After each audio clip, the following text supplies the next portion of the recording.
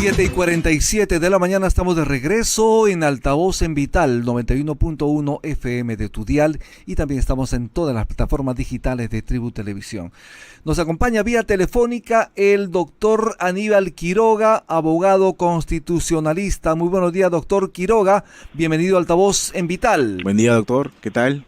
Buenos días, ¿cómo están? ¿Cómo están? Muy bien, doctor, muchísimas gracias por la entrevista. Quería preguntarle en principio sobre esta decisión ya anunciada por el ministro de Justicia de formar una comisión para ver la posibilidad de retirar al Perú de la Corte Interamericana de Derechos Humanos. ¿Cuál es su visión?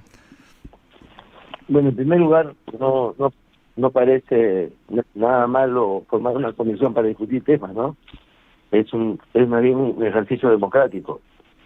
Pero creo que el tema del retiro de la Corte es un imposible jurídico. No se va a dar. Además, viene a contramano con lo que el Perú ha hecho este año al nominar un juez ante la Corte Interamericana. Tenemos desde este año un juez peruano ante la Corte Interamericana. Entonces, no se entiende cómo, por un lado, como política de Estado, el Perú apoya la nominación de un juez ante la Corte, y por otro lado, que tendría que discutir el retiro de la Corte, del Perú de la Corte y de la Convención Americana. Sería un anuncio a las tribunas porque, como sabemos perfectamente, el Premier lo dijo, lo anunció para lograr justamente la luz verde del Congreso en su investidura. En este caso, ¿usted considera que esto no se podría lograr? ¿El Perú no podría lograr salirse de la Corte Interamericana de Derechos Humanos? Empiezo por lo último, ¿no? Ningún país moderno, civilizado, ha salido de la Corte. En la historia de los 40 años de la Corte han salido solamente dos. Uno, Trinidad y Tobago, hace muchos años, que a la gente le cuesta inclusive ubicar en el mapa dónde queda Trinidad y Tobago. Y el otro, Venezuela, pero la Venezuela de Maduro, ¿no? Porque viola sistemáticamente los derechos humanos y desconoce la competencia de la Corte. Ningún otro país se ha salido del sistema interamericano, al contrario, los últimos dos en integrarse plenamente en el año 2000. Hace 25 años han sido México y la Argentina. Entonces, va a contramano con la historia, va a contramano con los intereses nacionales, va a contramano con el desarrollo internacional y va a contramano con la política de Estado que desarrolla la Cancillería. ¿Cuáles son los pros y los contras de pertenecer o no a la Corte Interamericana de Derechos Humanos? Bueno, estamos en un sistema internacional que protege en última instancia los derechos fundamentales de las personas que pueden ser, desconocidas por el Estado y la sociedad, pero que permite que el Estado y la sociedad repare esto de manera directa. Es un sistema, subsidiario a la propia persona del Estado. Ahí donde los Estados cuidan los derechos humanos y reparan los derechos humanos, no se van a presentar quejas ante el sistema interamericano, ¿no? Cuando se agota el sistema interno, entonces aparece como una válvula de escape, de protección del sistema interamericano, ¿no? Uh-huh. Y eso va de la mano con la actuación de todos los países del sistema interamericano. Entonces no tiene sentido salirse. Por otro lado, en contra estaría el hecho de aparecer como un paria internacional y probablemente comprometer los apoyos internacionales, la inversión internacional y el estar dentro del concierto del mundo civilizado que tiene reglas claras de protección de los derechos básicos, ¿no? Además, el proceso sería extenso, demandaría muchos años y obviamente correspondería a un próximo gobierno ejecutarlo, ¿cree usted? No es tanto. Lo que dicen las reglas es que si se logra depositar el instrumento ante la Secretaría General de la OEA, eso entraría en vigencia un año después. Ajá. O sea, hay una moratoria de un año para que efectivamente la desvinculación se produzca, ¿no? Así es. Doctor, ¿qué tal? ¿Cómo está? ¿Usted qué opina, cambiando de tema, de la decisión del Poder Judicial de este juez Segismundo León de suspender por 24 meses a Patricia Benavides?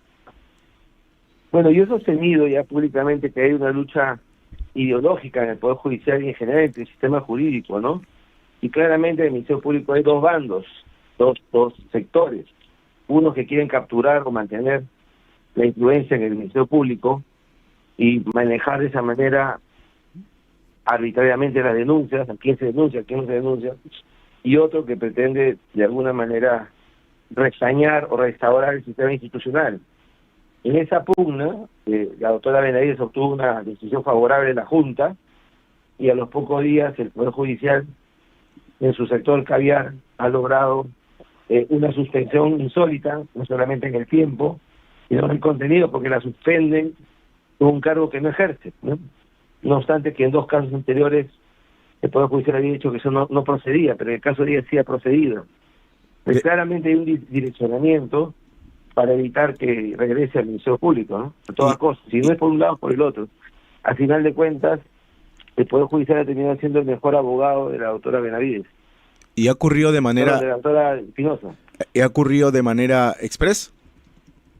Ha ocurrido de manera express. Ellos se quejan de los temas express, pero resulta que impiden además las actas y las votaciones y todo lo demás, pero resulta que la audiencia acaba en la tarde y a las 12 de la noche está la resolución. Y eso también es algo insólito, ¿no? Claro, pero se tiene que acatar este fallo, ¿no? No se puede hacer como Del Espinosa, ¿no? Nadie ha discutido eso y nadie ha dicho que no se va a acatar. Lo que se está señalando son las características y la diferencia de cómo entre un fallo de la Junta de Justicia no se acata es una pública rebeldía, y como en el caso de la autora Benavides se acata de inmediato y tiene plena vigencia, ¿no? La opinión pública fue observar una clara diferencia en el tratamiento del problema, ¿no? Uno de los argumentos y obviamente del Poder Judicial señala que existe sospecha suficiente para concluir que la permanencia de la doctora Patricia Benavides en funciones podría afectar el sistema de administración de justicia, influir en los procesos penales en curso y comprometer la objetividad como representante del Ministerio Público. ¿Qué opina sobre el tema? Bueno, el papel aguanta todo, ¿no? Lo mismo se podría decir la doctora Espinosa, exactamente igual. El problema no es ese, el problema está un paso atrás, ¿no? Si ella es aforada y tiene el privilegio de primero ser acusada por el Congreso, porque el Poder Judicial se adelanta. En el caso de Aladino Gálvez, les estimó la misma. Estamos en Altavoz Vital, en Radio Vital 91.1 FM de tu dial. Hemos perdido la comunicación con el doctor con quien estamos hablando, pero vamos a restablecer la comunicación con el doctor Aníbal Quiroga, abogado constitucionalista. Justamente se le preguntó sobre la situación de Patricia Benavides y la decisión del Poder Judicial precisamente de suspenderla del cargo de fiscal suprema y fiscal de la Nación. Así es, lo cierto es que el 30 de junio vence, como mencioné, el mandato de Patricia Benavides a cargo de la Fiscalía de la Nación, por ende no podría regresar como titular del Ministerio Público, pero sí como fiscal suprema, y también está por regresar Luis Arce de Córdoba y probablemente Rodríguez Montesa. ¿Cuántos espacios o plazas hay para la Junta de Fiscales Supremos? Aún esto está por definirse. Está por definirse. Justamente habíamos conversado también antes con Andy Carrión. Él consideraba que era improbable que Patricia Benavides regrese a la Fiscalía de la Nación. Estamos ya con el doctor Aníbal Quiroga. Hemos restablecido la comunicación. Doctor Quiroga, justamente nos estaba explicando usted sobre esa similitud con otros casos más. Con el de Tomás Gálvez, ¿no? Exacto, relacionados al caso Patricia Benavides, Tomás Gálvez y otros más. Doctor. Claro, decía, porque en el caso de Tomás Gálvez el Poder Judicial razona diferente, y porque en el caso de la doctora Benavides razona diferente, porque si son aforados y tienen una denuncia en el Congreso, tienen que esperar la autorización del Congreso para ser procesados, pero claramente el Poder Judicial con un juez provisional se ha adelantado de manera express, porque la consigna era evitar que ingrese al Ministerio Público. ¿Y esto a dónde va? ¿La apelación sube? A la Corte Suprema, una sala especial que va a revisar la apelación. ¿La sala San Martín? La sala San Martín, efectivamente. ¿Y cuánto tardará en verse la apelación y que se determine un fallo? No debería tardar mucho, siendo un tema emblemático, debería tardar entre un mes y medio, pero vamos a ver cómo lo van a manejar ellos, porque claramente no es terreno imparcial, ¿no? Claro, pero ya el 30 de junio vence el mandato de Patricia Benavides como fiscal de la Nación, ¿no? Sí, claro, pero el tema no es tan importante. Yo creo que ella ya ha sido reivindicada por la Junta, ¿no? El tema es que regrese como fiscal suprema, ese es su cargo para el cual fue elegida constitucionalmente, ¿no? ¿Usted cree que fue un error de la Junta Nacional de Justicia, como sostiene el abogado Domingo García Belaúnde, reponerla como fiscal de la Nación y no como fiscal y no solamente como fiscal suprema? No creo que ha sido un error, yo creo que era, digamos, una posición maximalista de la Junta, pero claramente en los hechos era, digamos, inviable que eso se diera, como que efectivamente no se dio, ¿no? No se dio. ¿E incurrió en algún tipo de delito de la Espinosa al no acatar el fallo de la JNJ? Bueno, yo no soy experto penalista, ¿no? Pero me parece que claramente hay una rebeldía y una insubordinación a la autoridad. Ella es la autoridad, ella está por encima de todo, y en algún momento, como ha pasado antes, esa responsabilidad se va a hacer valer, ¿no?